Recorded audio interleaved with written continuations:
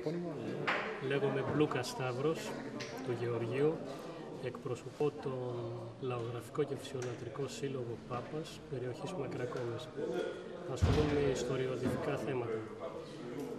Η συμμετοχή μου στο συνέδριο αυτό 70 βήματα προς την ειρήνη είχε ως σκοπό καταρχήν εμείς από την πλευρά μας να καταθέσουμε δύο άγνωστες ιστορίες του Δευτέρου Παγκοσμίου Πολέμου στο συνέδριο. Η μία αφορά μια προσωπική εκμάλωση ενός εφοριανού μας του Κωνσταντίνου Νικολάου Μεγισά και η δεύτερη τη συμμετοχή και δράση της δεύτερης ομάδας των Ελληνοαμερικανών Σαμποτέρ κατά το κατακτητή, οι οποίοι είχαν ορμητήριο το χωριό μας Πάπα Μακρακόμης.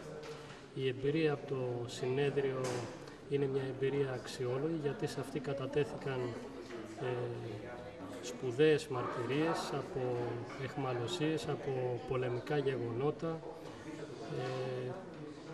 από τη συμφιλίωση των ενόπλων αντιστασιακών οργανώσεων ενάντια στον κατακτητή. Μαρτυρίες και γεγονότα τα οποία θα καταγραφούν και μέσα από αυτό το βήμα του συνεδρίου στην ιστορία. Ευχαριστούμε πολύ.